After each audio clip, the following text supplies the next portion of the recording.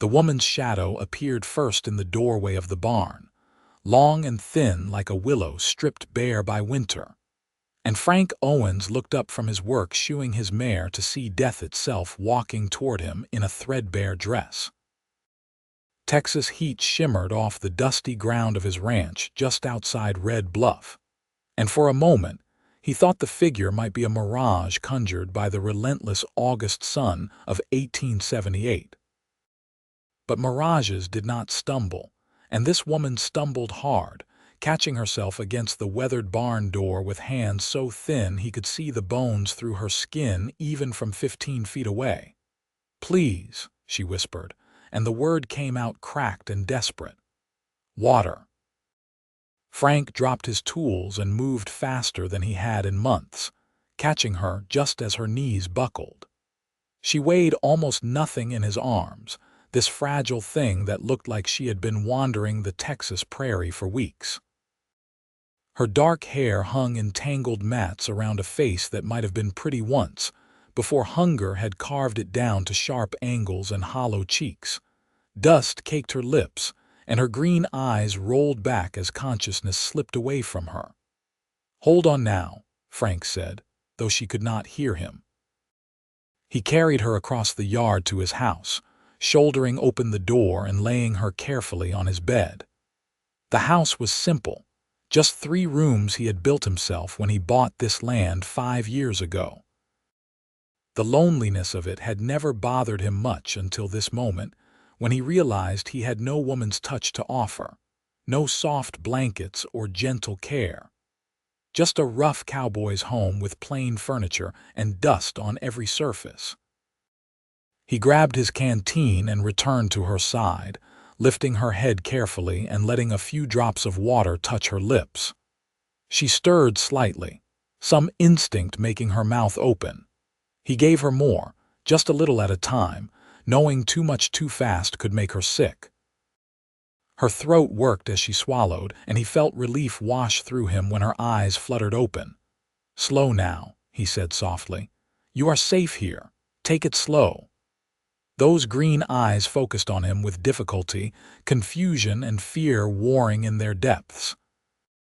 She tried to sit up, but he gently pressed her back down. "Rest a minute. You passed clean out. When did you last eat?"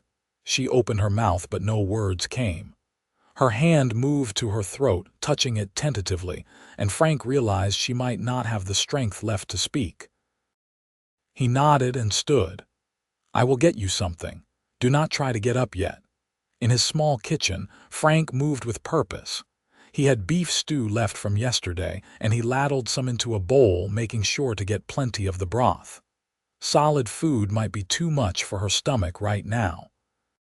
He grabbed a spoon and a clean cloth, dampening it in the wash basin, and returned to find her exactly where he had left her, staring at the ceiling with tears running down her temples into her hair. "Now then," he said, sitting on the edge of the bed. "Can you sit up if I help you?" She nodded weakly, and he slipped his arm behind her shoulders, supporting her weight as she struggled upright. The effort seemed to exhaust her, but she stayed conscious, her eyes fixing on the bowl with an intensity that made his chest ache. When had another human being last shown her kindness? He brought the spoon to her lips and she took the broth desperately, then another spoonful and another. He had to slow her down, pulling the spoon back when she reached for it. "Easy. You will make yourself sick, small amounts." She made a sound of frustration but obeyed, accepting the pace he set. It took nearly 30 minutes to get half the bowl into her, and by then her eyes were clearer, more alert. He wiped her face with the damp cloth, cleaning away some of the dust and grime, and she closed her eyes at the touch like it was the finest luxury she had ever known. "Thank you," she finally managed, her voice hoarse but audible. "I thought I was going to die out there." "You nearly did, I would wager. What is your name?" "Zelda Patterson. I have been walking for 6 days. 6 days." Frank felt anger rise in him, not at her but at whatever circumstances had put this woman alone on the Texas prairie with nothing. "Where did you come from?" "San Angelo." I was working in a hotel there, but the owner died and his son took over. He wanted me to do more than clean rooms and cook, if you understand my meaning. When I refused, he threw me out with nothing, not even my wages from the month before. I had nowhere to go, no money for the stage. I thought if I could make it to Red Bluff, maybe I could find work there. Frank's jaw tightened. He knew the type of man she described, and he had no patience for such treatment of women. San Angelo is over 80 miles from here. You walked 80 miles in 6 days with no food or water. I had a little water at first, a canteen I had bought myself. But it ran out on the 3rd day. I found a creek on the 4th day, but nothing since then. No food since I left. I had 2 biscuits I had saved, but they were gone by the 2nd night. Her voice broke. I did not think I would make it.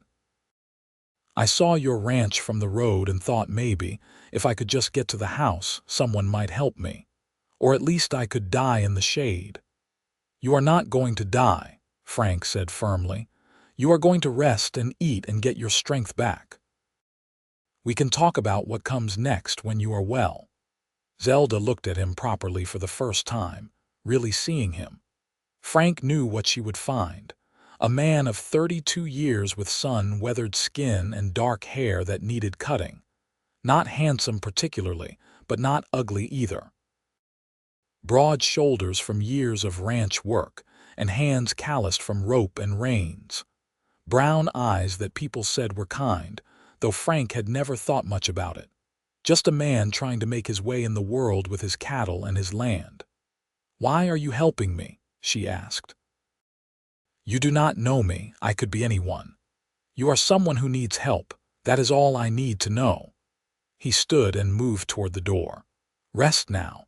I will bring you more food in a while.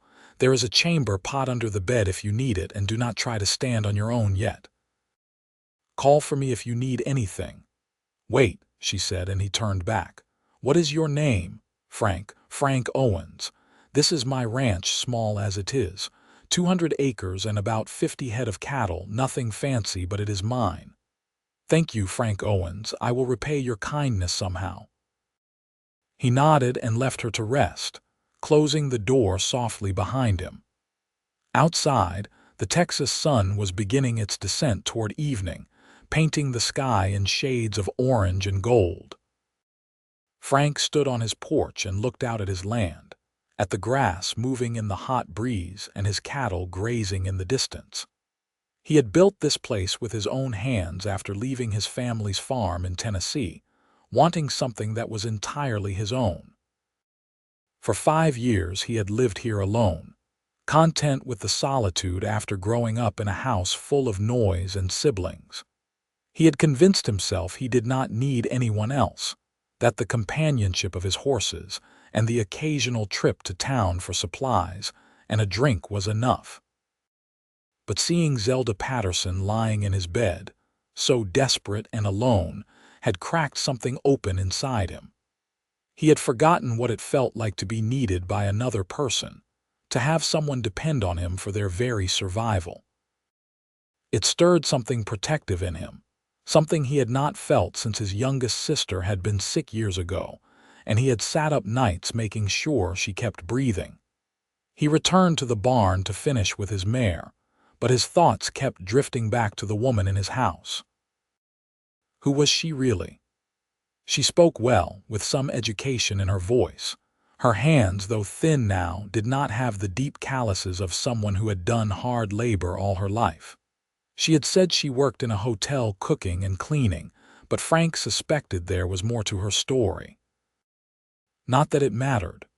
Whatever her past, she had walked 80 miles through brutal Texas summer heat rather than submit to some man's demands.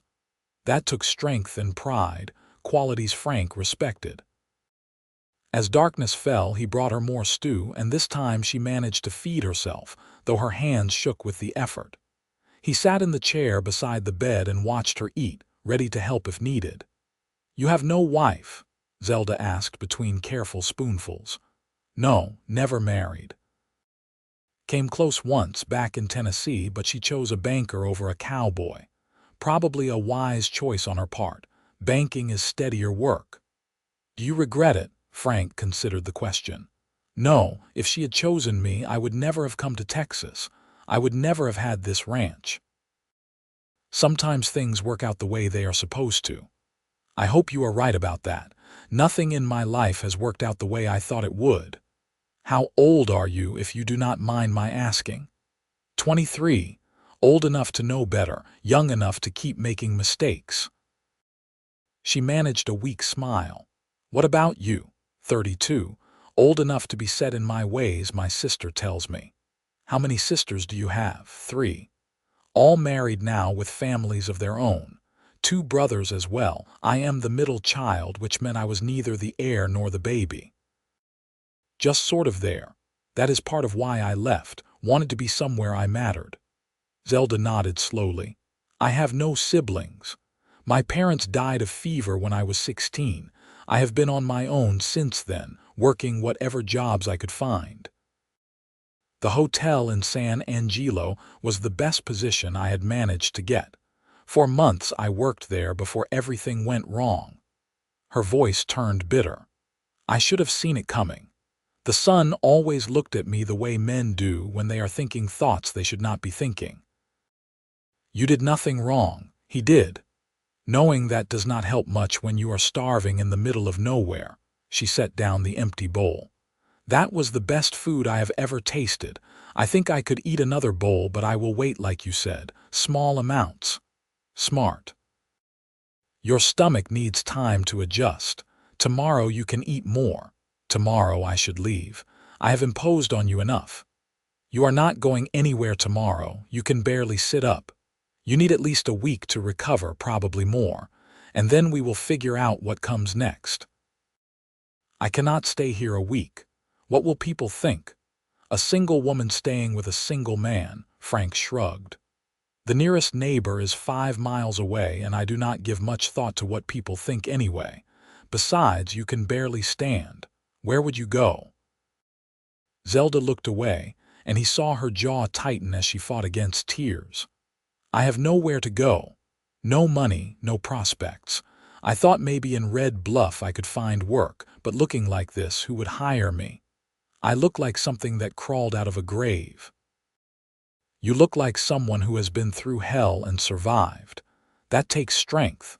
Give yourself time to heal, and we will work something out.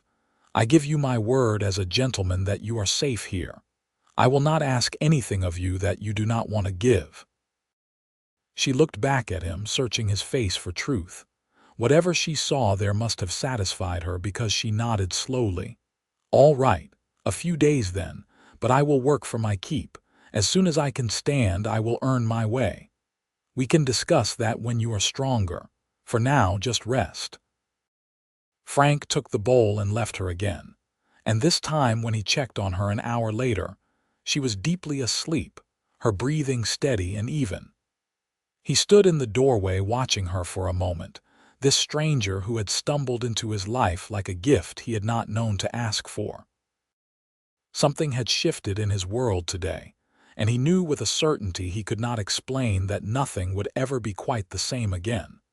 The next few days fell into a pattern. Frank would rise at dawn and do his morning chores, tending to the cattle and horses, mending fence, hauling water. He would come back to the house and cook breakfast, simple fare of eggs and bacon when he had it, or porridge and coffee. He would bring Zelda her meal and sit with her while she ate, and they would talk. She told him about her childhood in Mississippi, about her father who had been a school teacher and her mother who played piano, about the fever that had taken them both within days of each other, leaving her alone in the world at 16. About the years since then, moving from town to town, working as a seamstress, a cook, a housekeeper, whatever she could find, never staying anywhere long because something always went wrong. An employer's wife who decided Zelda was too pretty to have around her husband, a business that failed, a town that dried up and blew away. I started to think I was cursed, she admitted on the 3rd day. She was sitting up on her own now, her color returning, though she was still weak. Like God was punishing me for something, though I could never figure out what. God does not work that way, Frank said. Life is just hard sometimes, especially for women on their own. The world is not set up to be fair to you. No, it is not. She looked down at her hands, which she had scrubbed clean the day before. The nails were broken and there were cuts across her palms from her walk, but they were healing. Do you believe in fate, Frank? I believe we make our own fate mostly. But sometimes things happen that make you wonder. You showing up here, for instance. What made you turn down my road instead of staying on the main route to town? I saw your barn. It was red and it made me think of my father. He always said red barns were lucky.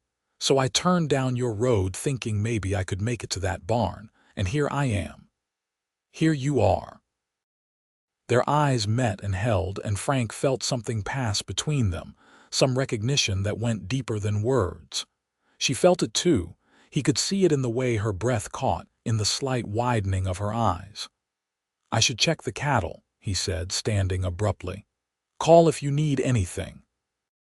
Outside, he stood in the yard and tried to calm the sudden pounding of his heart. He was being a fool. She was here because she had nowhere else to go, not because she wanted to be. The last thing she needed was another man thinking he had a claim on her. He would help her recover, help her get on her feet, and then she would leave. That was how it had to be.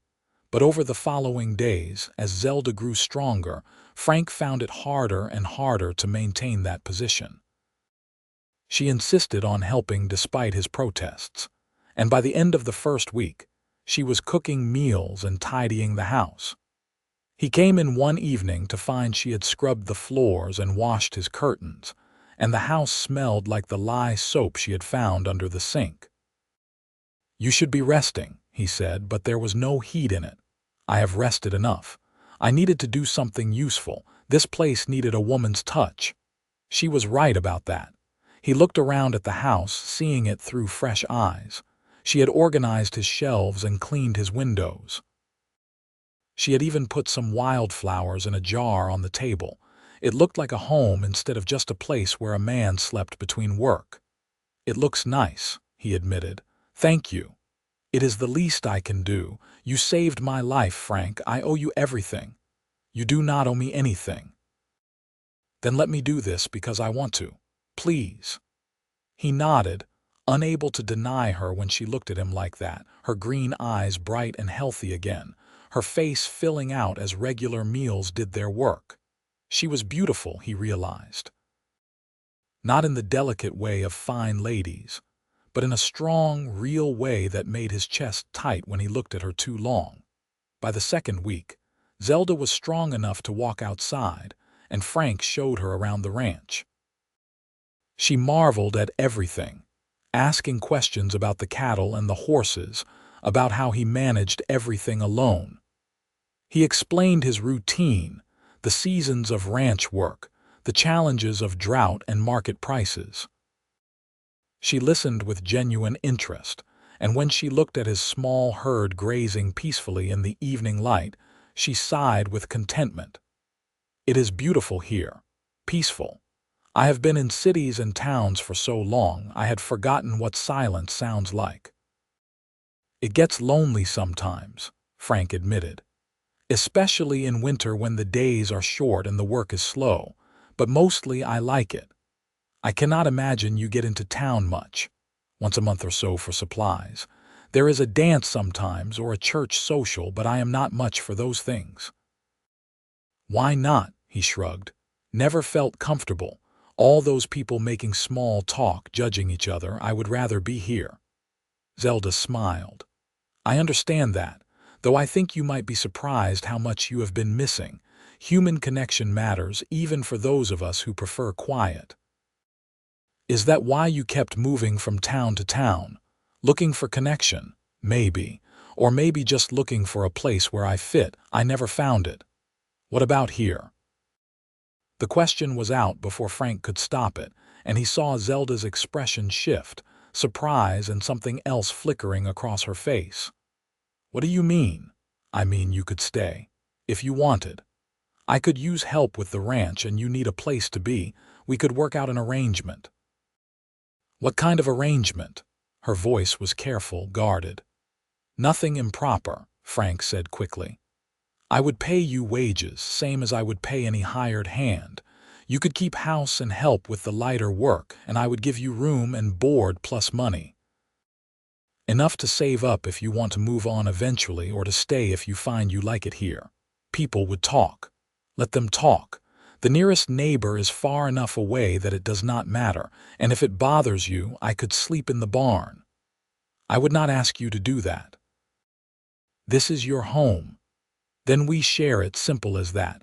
Two people helping each other out, nothing wrong with that. Zelda was quiet for a long moment, looking out at the sunset painted across the Texas sky. When she spoke, her voice was soft. "You are a good man, Frank Owens. Better than any I have known. If you are sure about this, then yes, I would like to stay, at least for a while." Relief and something warmer flooded through Frank. "I am sure. We will work out the details, make it all proper and legal if you want. A contract. A contract would be good. Clear expectations, clear terms. That protects both of us." They shook hands on it there in the yard, her small hand disappearing into his calloused one, and Frank knew he was making either the best or the worst decision of his life. Time would tell which. The days turned into weeks, and a routine developed between them that felt natural, like they had been doing this for years instead of just a short time. Frank would rise early and do the heavy work while Zelda prepared breakfast. They would eat together, discussing the day's tasks, and then she would clean up while he headed out to the pastures. She took over the garden he had been neglecting, coaxing vegetables from the stubborn Texas soil.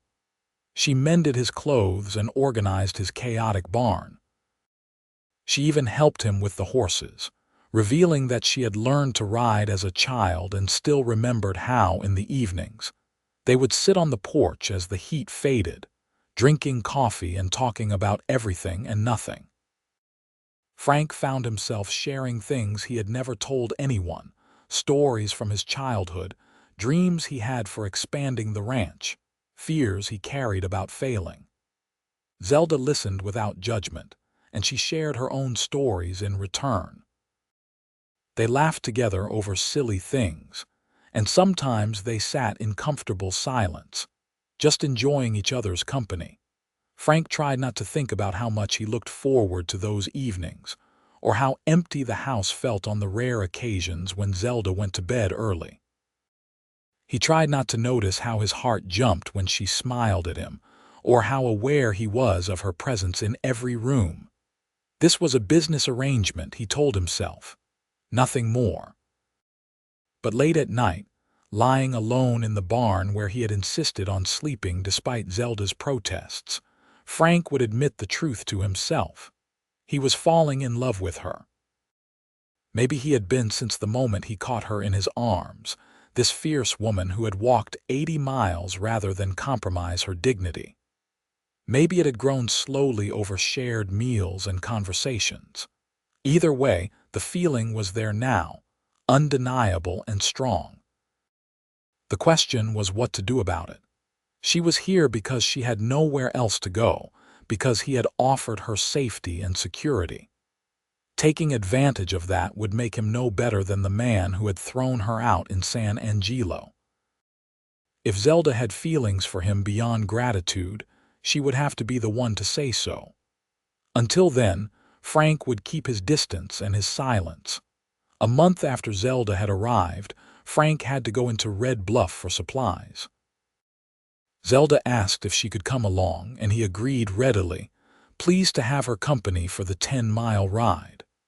She wore the new dress he had bought her the week before, a simple blue cotton that matched her eyes, and she had braided her dark hair in a long plait down her back. She looked healthy now, strong and vibrant, and Frank noticed the way men looked at her as they drove the wagon down the main street of Red Bluff.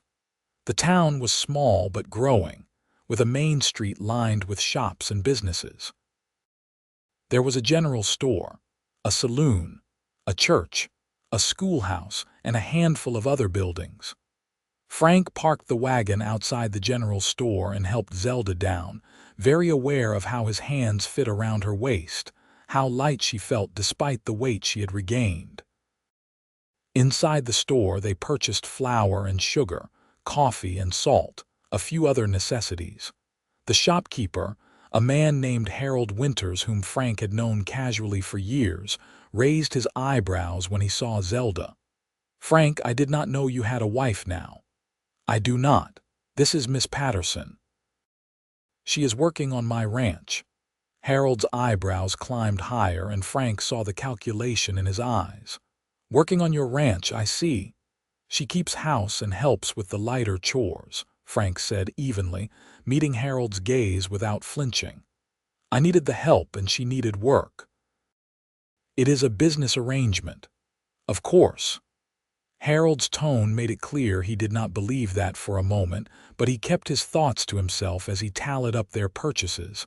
Outside, Zelda touched Frank's arm. "I am sorry. I did not think about how it would look. Do not apologize."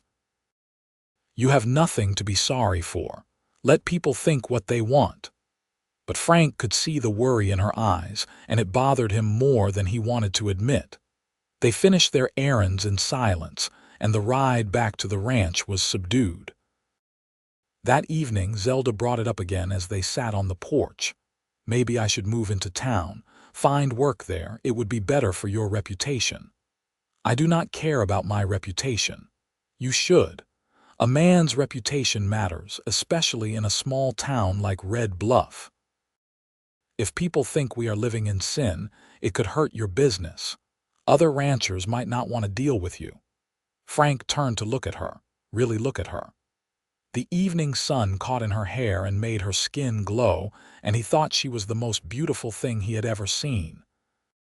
"Is that what you want, to leave?" "No," she said quietly, "but what I want does not matter as much as what is right. It matters to me." The words hung between them, heavy with meaning. "Zelda, I need to tell you something." "What?" He took a breath, knowing he was about to step off a cliff.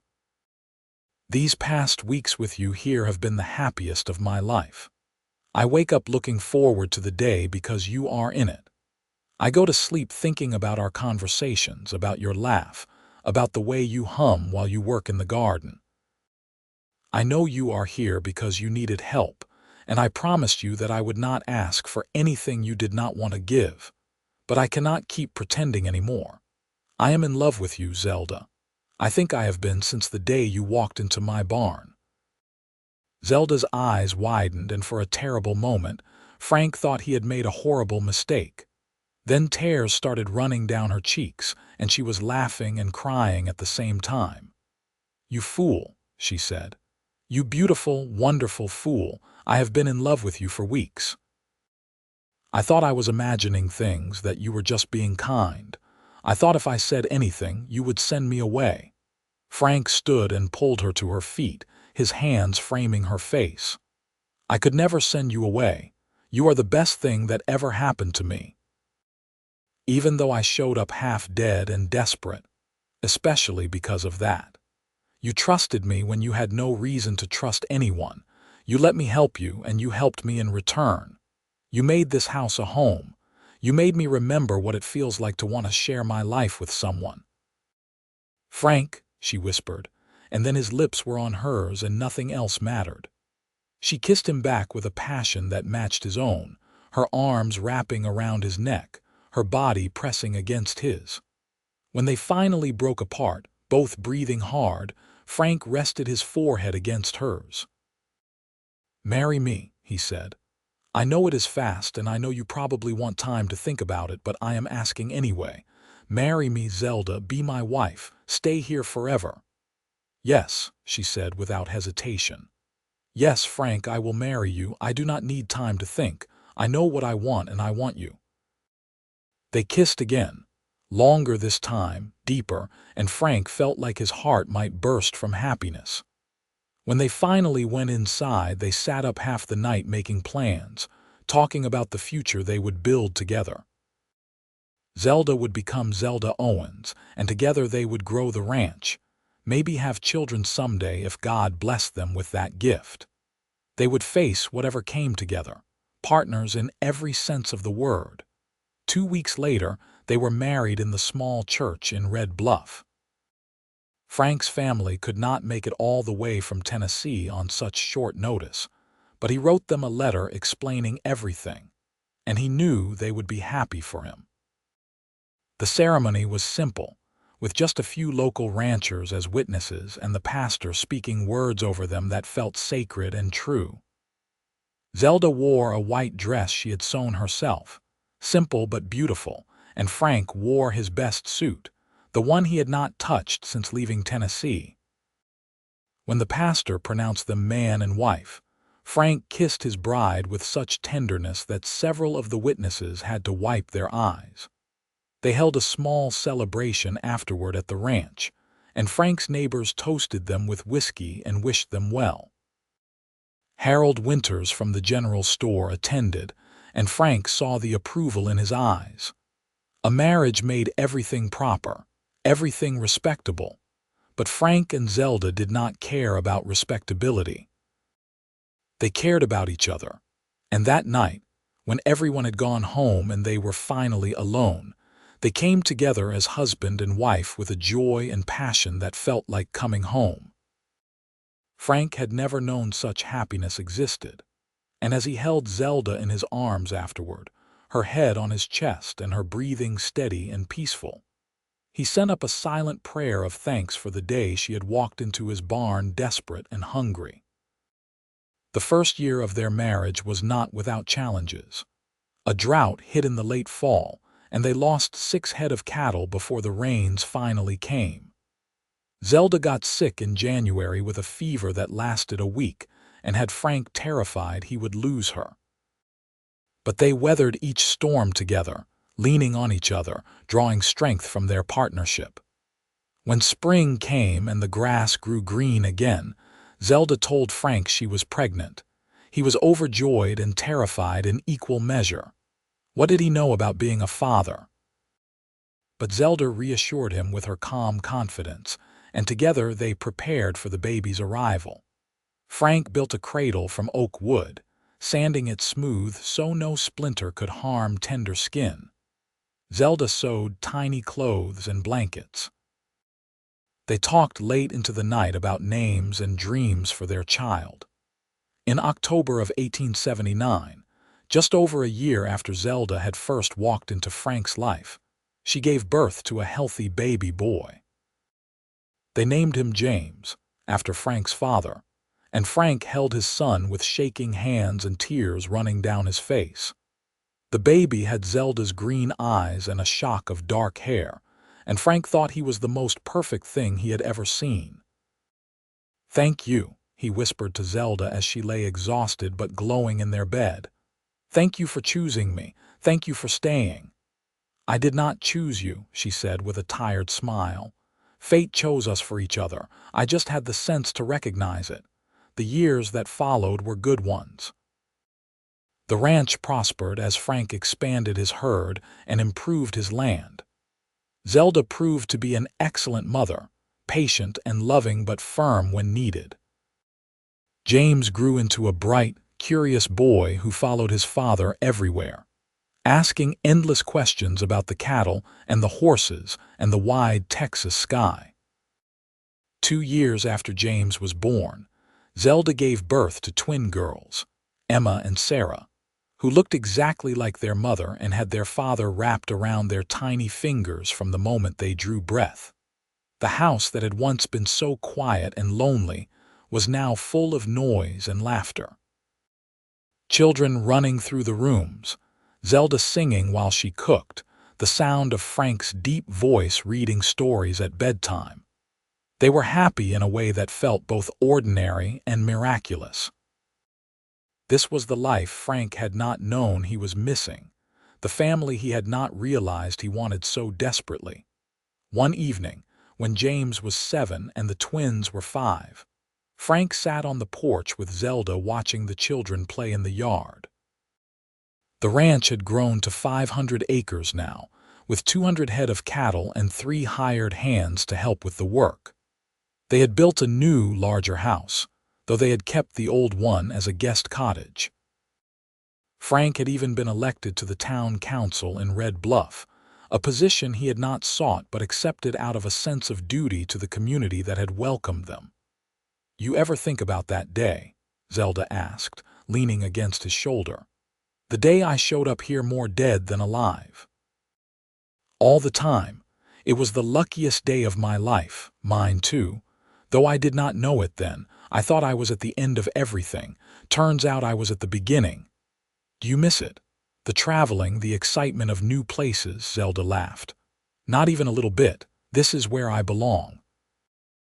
With you, with our children, with this land. I have never felt so at home anywhere in my life."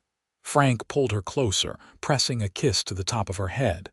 "I love you, Zelda Owens, more every day. I love you too. My lonely cowboy who fed me and made me his forever."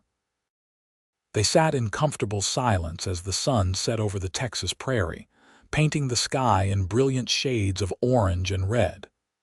Their children's laughter rang out in the evening air, and somewhere in the distance, the cattle lowed peacefully. It was an ordinary moment, nothing special or dramatic. Just a family at the end of another day, safe and happy and together. But to Frank, it was everything. This was the life he had dreamed of without knowing it, the happiness he had built from a single moment of compassion. He had seen a woman in need and offered help without expecting anything in return. She had accepted that help and given him more than he could ever have imagined in return. They had built this together, this beautiful life, and he knew with absolute certainty that he would choose her again and again, in every lifetime, in every world. As the stars began to appear in the darkening sky, Frank made a silent promise to that man he had been 5 years ago, the one standing in the barn looking up to see death walking toward him. "Thank you for being brave enough to help. Thank you for opening your home and your heart. Thank you for believing that love could come from unexpected places." Because of that decision, Frank Owens was the richest man in Texas. Not in money, though the ranch did well enough, but in the things that truly mattered: love, family, purpose, and the deep satisfaction of a life well lived. He had everything he could ever want, and it had all started with a desperate woman in a threadbare dress stumbling into his barn on a hot August day. The children eventually tired themselves out and came up to the porch, James carrying a sleepy Sarah while Emma clung to her mother's skirts. They went inside together, the family moving in the easy synchronization of people who knew each other completely. Baths were drawn, stories were read, prayers were said. The house settled into nighttime quiet, and Frank made his rounds checking the doors and windows, banking the fire, preparing for tomorrow. In their bedroom, Zelda was brushing out her long hair, now touched with a few threads of silver. She was 30, and Frank was 39, and he thought she was even more beautiful than she had been that first day. Life had filled her out, given her curves and softness where hunger had carved hollows. Her hands were stronger now, capable and sure. But her eyes were the same, that particular shade of green that still made his heart skip when she turned them on him. "What are you thinking about?" she asked, catching him watching her in the mirror. "About how lucky I am. About how different my life could have been if you had not turned down my road that day. I think fate would have found a way to bring us together regardless. We were meant to find each other." "You really believe that?" "I do. Some people are put on this earth to be together. We are 2 of them." Frank crossed the room and took the brush from her hand, running it gently through her hair the way she liked. "You know what I realized today? I cannot remember what it was like before you. I mean, I remember the facts of it, living alone and being content with that. But I cannot remember what it felt like. It is like my life did not really start until you walked into it." Zelda turned and took his face in her hands, her expression tender. "I know exactly what you mean. I was just surviving before. Now I am living. There is a difference." They went to bed shortly after, wrapped in each other's arms, and Frank listened to his wife's breathing slow into sleep. Down the hall, he could hear one of the twins coughing softly, and the house creaked as it settled. These were the sounds of his life now, the symphony of family and home. He had never been happier. The years continued to pass in the way years do, sometimes fast and sometimes slow, but always moving forward. James grew into a strong young man who loved the ranch as much as his father did. He took naturally to the work, and Frank knew that when the time came, his son would be ready to take over. The twins grew into beautiful young women, smart and capable like their mother, with their father's quiet strength underneath. When Frank was 45 and Zelda was 36, she surprised him with news of another pregnancy. They had thought they were done having children, that their family was complete. But nature had other plans, and 9 months later, Zelda gave birth to another boy. They named him Daniel, and he was the joy of their later years, spoiled by his older siblings and adored by his parents. Red Bluff continued to grow around them. The railroad came through in 1885, bringing new prosperity to the region. More families moved in, and the town expanded with new shops and businesses. Frank's ranch remained successful through all the changes, adapting when necessary, but staying true to the principles he had established from the beginning: hard work, fair dealing, and respect for the land and animals. When James turned 21, he married a girl named Martha from a neighboring ranch. Frank and Zelda welcomed her into the family with open arms, and soon there were grandchildren running around, bringing a new generation of noise and laughter. Emma and Sarah eventually married as well, good men who loved them and treated them right. The family grew and expanded, but the core of it remained the same: Frank and Zelda, the foundation on which everything else was built. On their 20th anniversary, Frank took Zelda back to the spot where they had first met, the barn where she had stumbled in desperate and hungry. It was still standing, though they used it mostly for storage now. They stood in the doorway holding hands, remembering. "I was so scared that day," Zelda said softly. "I thought I was going to die. And then there you were, this stranger who looked at me like I mattered, like my life had value. You gave me water and food and hope. You gave me everything. You gave me more. You gave me a reason to want more than just existing. You made me want to build something beautiful. We built it together. Yes, we did." They kissed there in the doorway, 20 years after their story began, and it felt just as sweet and right as it had that first time on the porch.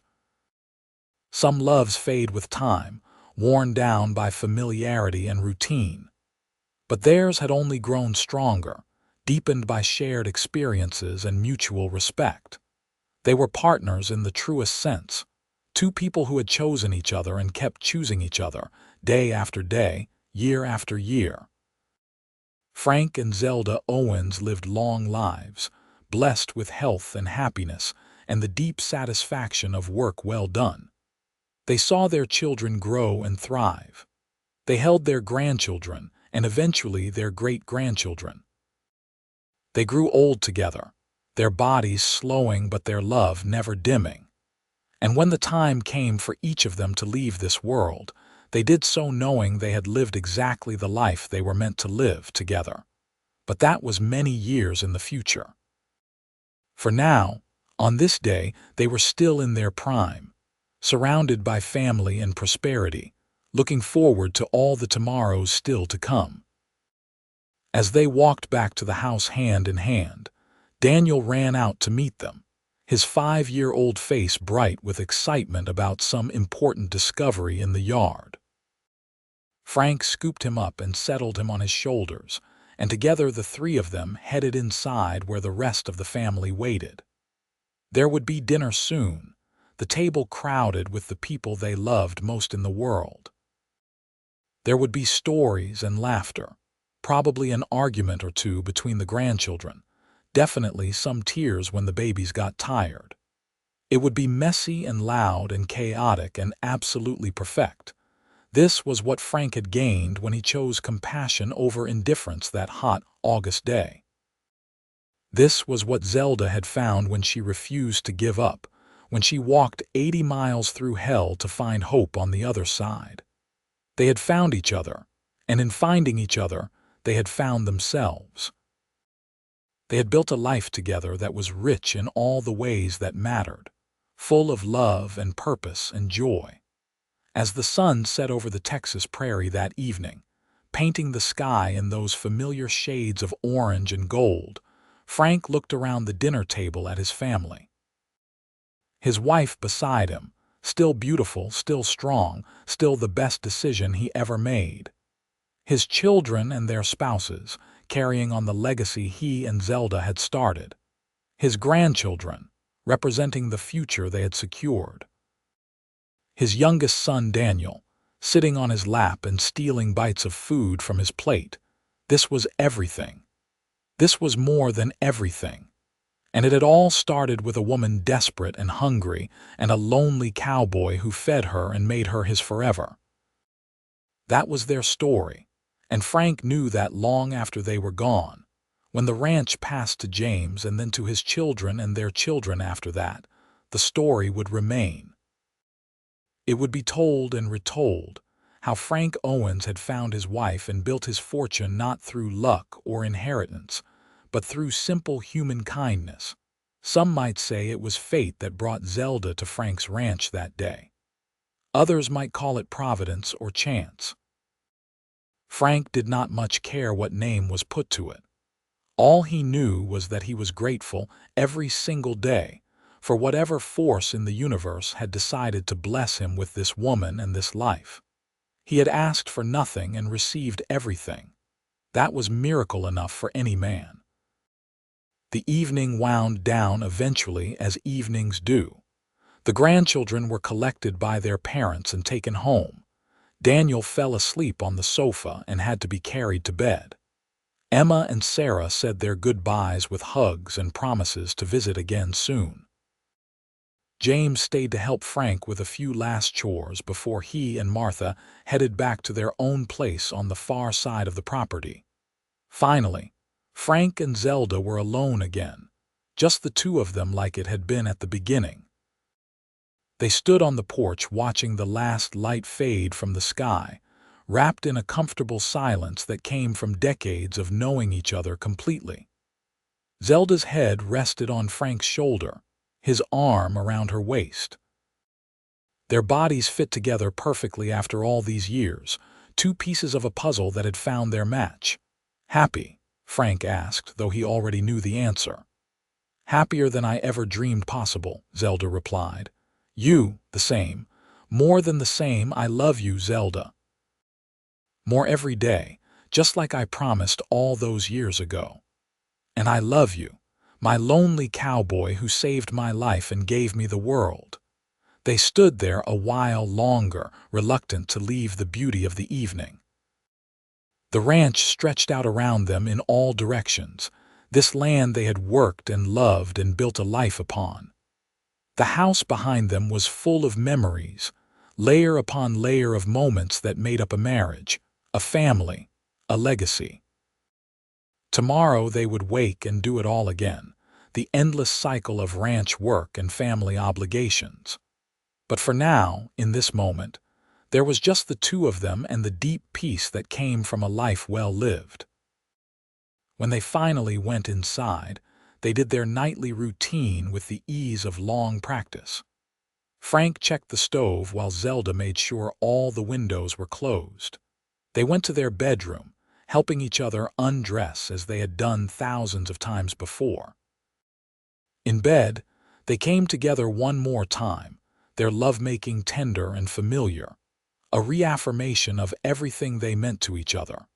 Afterward, As sleep began to claim them, Frank held Zelda close and thought about how different things could have been. If he had been out in the far pasture that day instead of in the barn, if he had not looked up when Zelda's shadow fell across the floor, if he had turned her away or sent her on to town.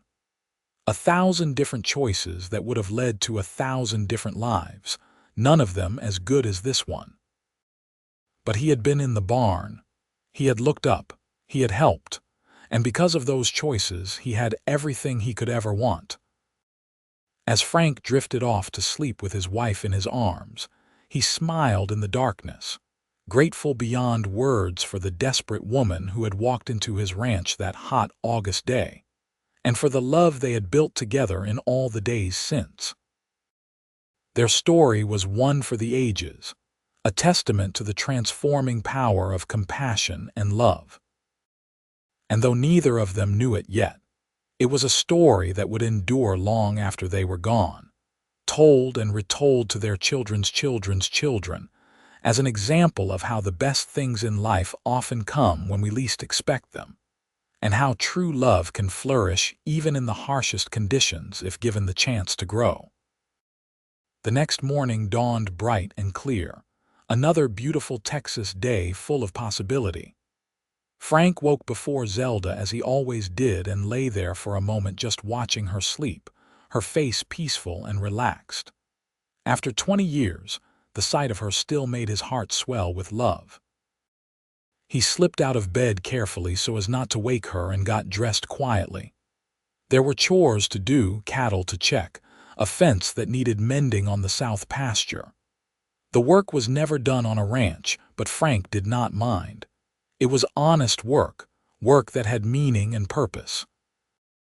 He was starting the coffee when Zelda came into the kitchen, her hair loose around her shoulders and her feet bare on the wooden floor.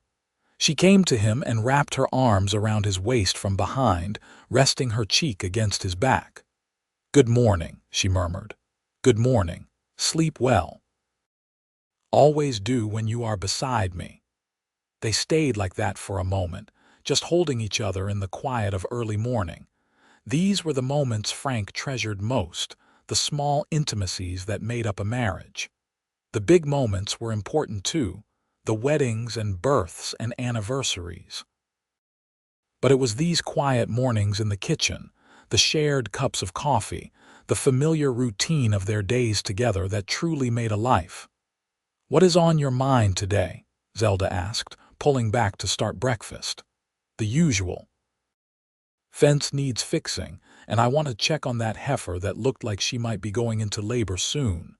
James said he would come by this afternoon to help move some cattle to fresh pasture. Daniel has been asking when he can start helping with the ranch work." Frank smiled. "He is still young yet, but maybe I can start teaching him a few small things. Can't hurt to start learning early. Like father, like son. You were probably working on your father's farm when you were his age. Younger even. Times were different then." They ate breakfast together, talking about their plans for the day, about the children and grandchildren, about nothing and everything. It was an ordinary conversation on an ordinary morning, the kind they had shared countless times before. But there was nothing ordinary about the love that underlay it, nothing common about the deep connection they shared. After breakfast, Frank headed out to start his work while Zelda cleaned up and began her own tasks. The pattern of their days was well established, comfortable as an old boot. But comfort did not mean boredom. There were always new challenges, new problems to solve, new joys to celebrate. Life on the ranch was unpredictable enough to stay interesting, but stable enough to feel secure. As Frank worked on the fence, sweat dripping in the October heat that still carried summer's memory, he thought about the years ahead. He was not a young man anymore, and the work got harder each year. But he had James to help now, and soon the other children would be old enough to take on more responsibility. The ranch would go on, would stay in the family for generations if he had anything to say about it. It was a legacy worth preserving, not just the land and the cattle, but the values it represented. Hard work, integrity, family, love. By the time Frank finished with the fence and checked on the heifer, who was doing fine and did not look ready to give birth quite yet, it was nearly noon. He headed back to the house for lunch, looking forward to seeing Zelda and taking a brief rest before the afternoon's work. As he walked up to the porch, he saw her hanging laundry in the yard, her sleeves rolled up and her hair tied back. The sight made him smile. She was still the most beautiful woman he had ever seen, and the fact that she was his wife never stopped feeling like a miracle. "Need any help?" he called out. Zelda turned and smiled at him, that warm, knowing smile that said she saw right through him. "I am almost done. But you could bring me some water if you are offering." Frank went inside and poured 2 glasses of water from the pump, bringing them outside. They sat on the porch steps together, drinking the cool water and watching clouds drift across the sky. "Do you ever wonder what would have happened if things had been different?" Zelda asked suddenly. "If I had made it to town that day instead of stopping here, I try not to think about it, makes me too sad to imagine." "Me too, but sometimes I cannot help it. I think about how close I came to dying out there and how easily you could have turned me away. We were so lucky, Frank. Lucky and blessed. I do not take it for granted, not for a moment. Neither do I. Every day I wake up grateful for this life, for you, for our family. Even on the hard days when everything goes wrong, I am grateful." Frank took her hand and brought it to his lips, kissing her knuckles gently. "We have built something good here, Zelda, something worth being proud of. We have, and it is not done yet. We still have years ahead of us, God willing. Years to watch our grandchildren grow, to see what becomes of them all, maybe even meet a great-grandchild or two if we are very lucky. I hope so. I want to see it all with you. You will. We will see it together just like we have seen everything else. That is how this works. We are a team, you and I. Have been from the start." They finished their water and went inside for lunch. The afternoon passed in more work, and evening came with James and Martha and their children arriving for dinner. The house filled with noise and activity again, and Frank soaked it in, treasuring every moment. This was what life was supposed to be. Not perfect, not always easy, but full of love and connection and meaning. Late that night, after everyone had gone and the house was quiet once more, Frank found himself standing in the yard looking up at the stars. The Texas sky was so big, so full of stars it seemed impossible. He thought about the path his life had taken, the choices that had led him here. Leaving Tennessee had been hard. Buying this land and building it up alone had been harder. But every struggle had been worth it because it had brought him to the moment when Zelda walked into his barn. "What are you doing out here?" Zelda's voice came from behind him, soft in the darkness. "Just thinking, looking at the stars." She came and stood beside him, slipping her hand into his. "What are you thinking about us, about how grateful I am, about how much I love this life we have built?